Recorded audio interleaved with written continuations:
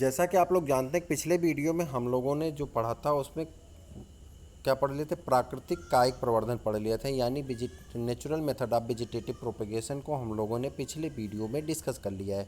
इस वीडियो में हम लोगों को पढ़ना है कृत्रिम कायिक प्रवर्धन। और कृत्रिम कायिक प्रवर्धन आप जानते हैं कैसे होता है। तो इसमें क्या होता है, पौधे के कुछ हिस्से को, कोई जैसे तने के हिस्से की हम बात कर लें, तने के हिस्से को क्या करते हैं, उसे ले लेते हैं। इसे 3 प्रकार का होता है। आपने तीनों प्रकार के बारे में पढ़ लिया, कलम लगाना, ग्राफ्टिंग करना, और तीसरा जो था वो आपका था क्या, तो इन तीनों, दाब लगाना। तो तीनों के बारे में आप लोग पढ़ चुके हैं। तीनों के बारे में आपको पढ़ना कैसे होता है। तो तने के मुख्य भाग में कैसे इसमें हम परिवर्तन करते हैं, इसमें इंसानों द्वारा कैसे कार्य किए जाते हैं, इन सभी चीज़ों के बारे में पढ़ेंगे। क्लियर। तो इसको स्टार्ट करते हैं और पढ़ते चलते हैं। जहाँ काम की चीज़ें आएंगी हम आपको बताते रहेंगे। पौधों में स्वयं मानव द्वारा कृत्रिम रीत से किए गए कायिक प्रवर्धन को कृत्रिम कायिक प्रवर्धन कहते हैं। कह रहा है कि इसमें मानव द्वारा कार्य करना पड़ता है। जो कृत्रिम कार्य मानव इसमें कर देते हैं, इसी कारण इसे कृत्रिम प्रवर्धन कहा जाता है। इसमें मात्र पौधे के शरीर से विशेष विधियों द्वारा एक अंश अलग कर लिया जाता है और फिर उसे स्वतंत्र रूप से भूमि में उगाया जाता है। कह रहा है जो मात्र पीस है, जैसे मान लो कि कोई पौधा है, इसकी ये ब्रांचेज हैं यानी शाखाएं हैं।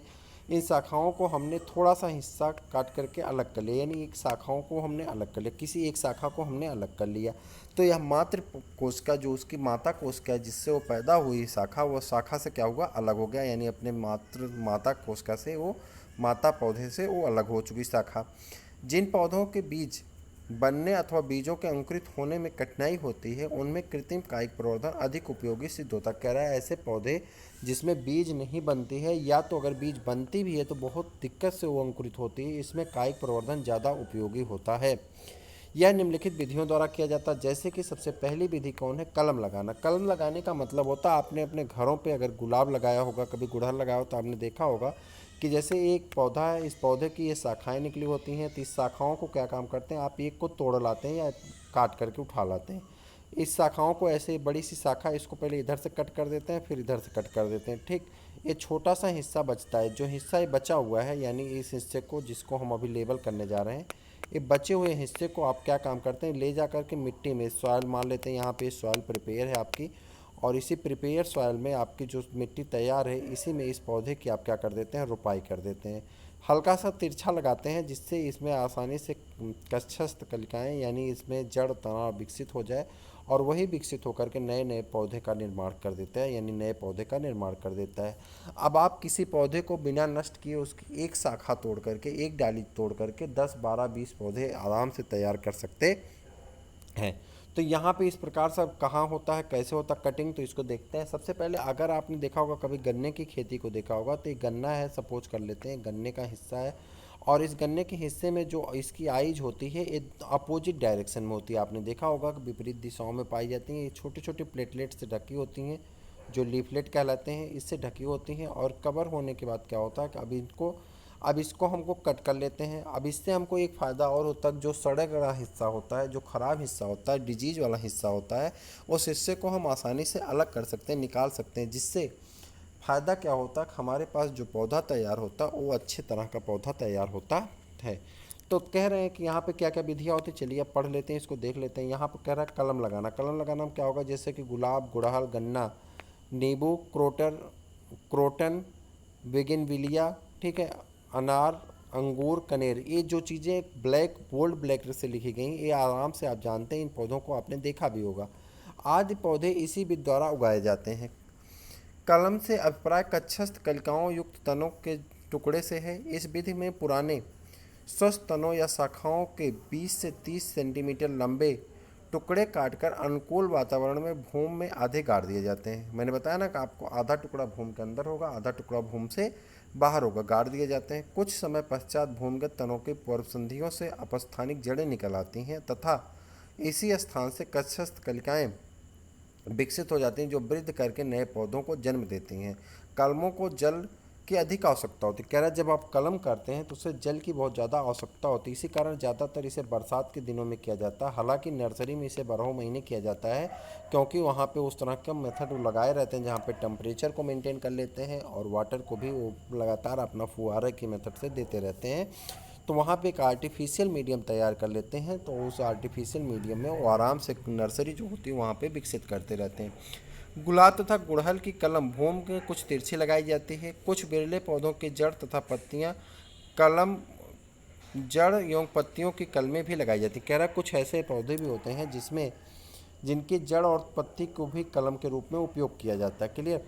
अब कह रहा कुछ पौधों की कलम में अपस्थानिक जड़ें कठिनाई से निकलती। कह रहा कुछ ऐसे कलम होते हैं जिसमें आसानी से जड़ विकसित नहीं होती। ऐसी स्थिति में वहाँ पे कुछ क्या लगा देते हैं, रासायनिक पदार्थ लगा देते हैं, जैसे कि इंडोल एस्टिक एसिड लगा देते हैं तथा इंडोल ब्यूटेरिक अम्ल लगा देते हैं, जिससे क्या होता है आसानी से कलियाँ विकसित हो जाती हैं। तो अब ये रहा आपका हिस्सा, पौधे को इसी प्रकार से लगाते हैं। और ये रहा गन्ना का हिस्सा, गन्ने को इस प्रकार से खेत के अंदर आप रख देते हैं। इसमें से जो आइज होंगी यहीं से उग जाएंगी और बहुत सारे गन्ने के टुकड़े बन जाते हैं। ये दूसरी नाली है और दूसरी नाली में नाली वाइज ऐसे मिट्टी बना करके और उसी नाली में इसको बोया जाता है, फिर ऊपर से मिट्टी डाल दिया जाता है।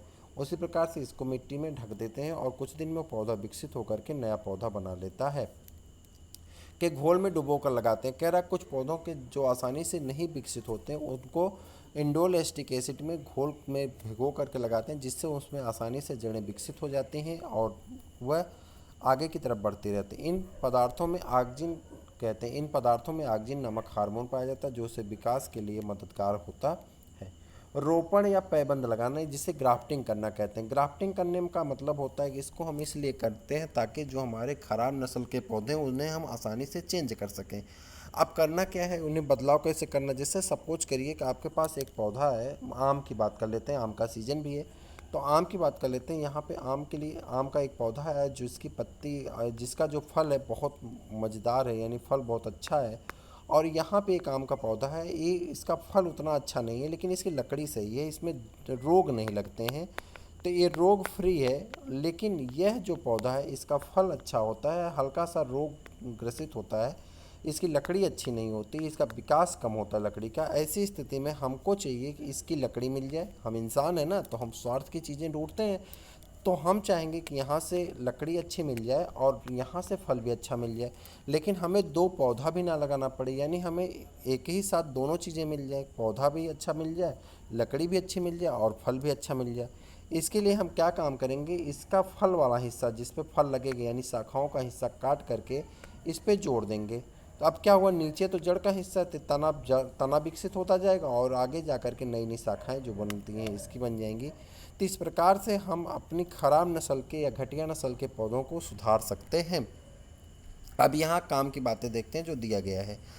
किसी जड़ सहित पौधे के कटे हुए तने पर किसी दूसरे पौधे के तने उगाने की विधि को रोपण कहते हैं। कह रहा है कोई पौधा है जिसके तने जड़ एक में जड़ है और दूसरे में जड़ नहीं है, उस पे उसके क्या करते हैं तने को उगा लेते हैं, उसी विधि को रोपण कहते हैं, रोपाई करना।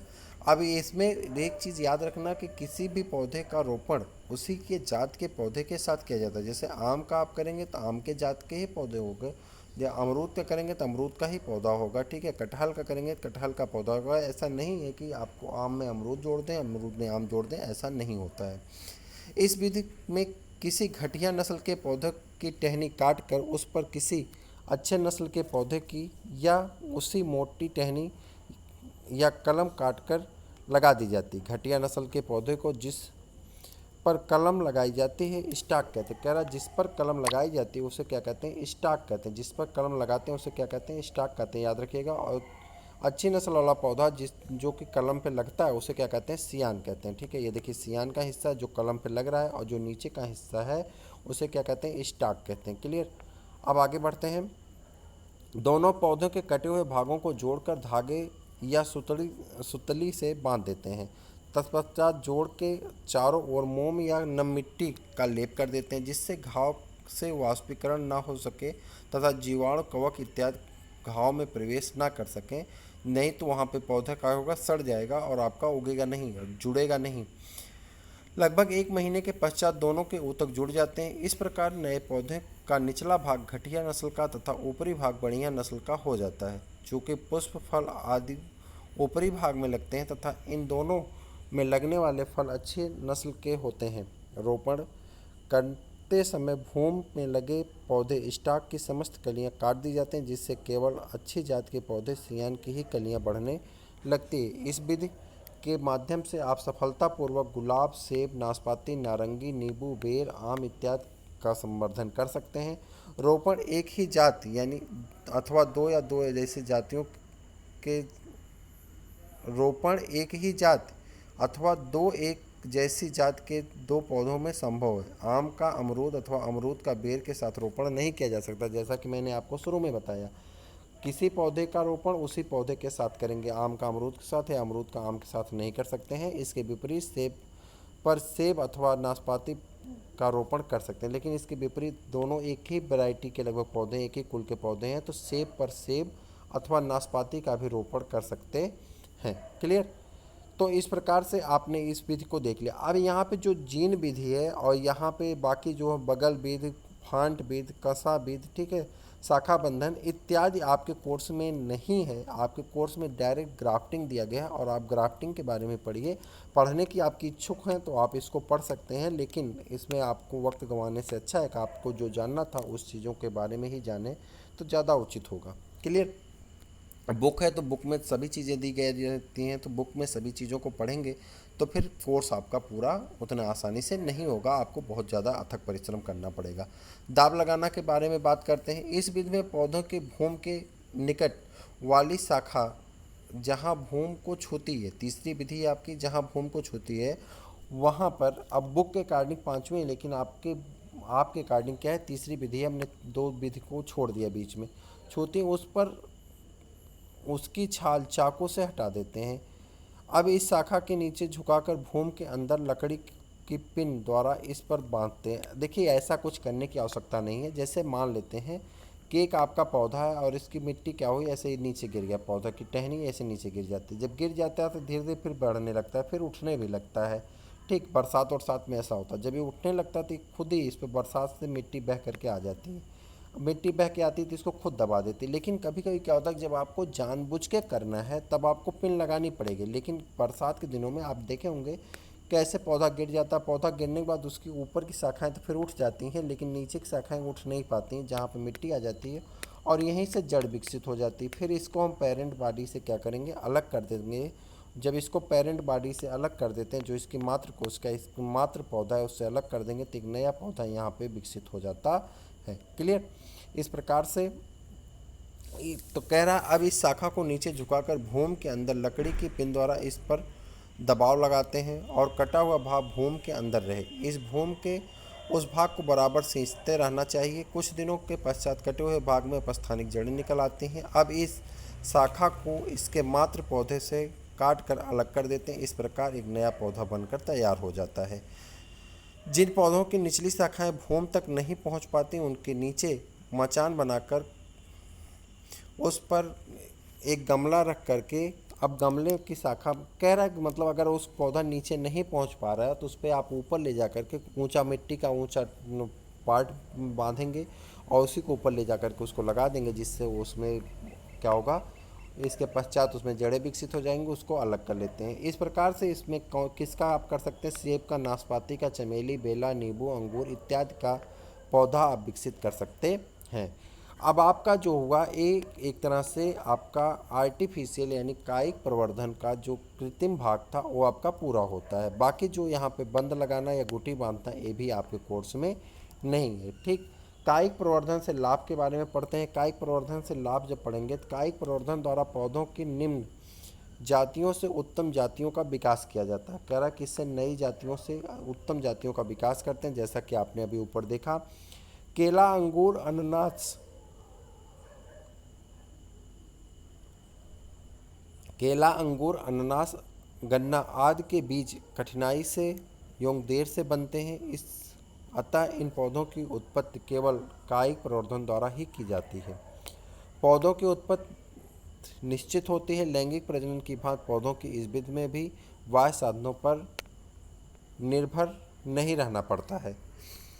इस विधि द्वारा नए पौधे कम से कम समय में उत्पन्न किए जा सकते हैं। पुष्प, फल व बीज बनने तथा अंकुरण के लिए अनुकूल परिस्थितियों की प्रतीक्षा करने में समय व्यर्थ ही नष्ट नहीं होता है।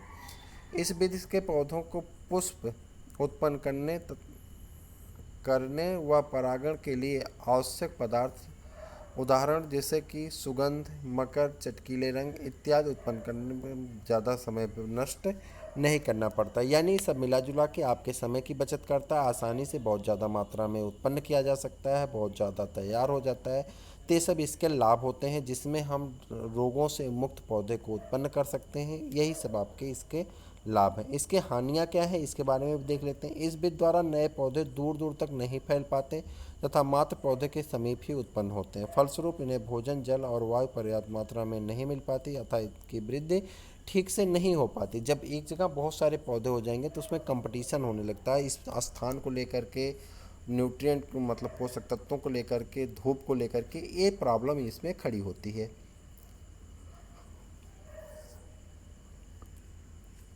इस विधि द्वारा पौधों की नई जातियां उत्पन्न नहीं की जा सकती। इस प्रकार उत्पन्न पौधों में किसी भिन्नता की संभावना नहीं रहती। फलस्वरूप वंश का सुधार नहीं हो सकता है और जो कि लैंगिक प्रजनन में संभव होता है। कायिक प्रवर्धन द्वारा उत्पन्न पौधों में कुछ समय पश्चात ह्रास होने लगता है, जैसे लैंगिक उद्दीपनों के अभाव के कारण होता है। तो इस प्रकार से आज जो हम लोगों ने टॉपिक पढ़ी वो कृत्रिम प्रवर्धन के बारे में हम लोगों ने पढ़ लिया। अब आपका एक मेजर टॉपिक बचती है जिसका नाम है माइक्रो प्रोपेगेशन, जिसे हिंदी में ऊतक प्रवर्धन कहते हैं या इंग्लिश में इसे टिश्यू कल्चर कहते हैं। तो इसके बारे में हम लोग पढ़ेंगे, लेकिन नेक्स्ट वीडियो में पढ़ेंगे क्योंकि इम्पॉर्टेंट टॉपिक है। उसे इंडिविजुअली पढ़ेंगे तो ज़्यादा लाभदायक होगा ताकि आप उसे देख भी सकें और उसे समझ भी सकें। तो उसका स्टेप थोड़ा सा टफ है और उसमें कुछ प्रैक्टिकल बेसिस चीज़ें हैं तो उसको समझने में आपका वक्त भी लगेगा।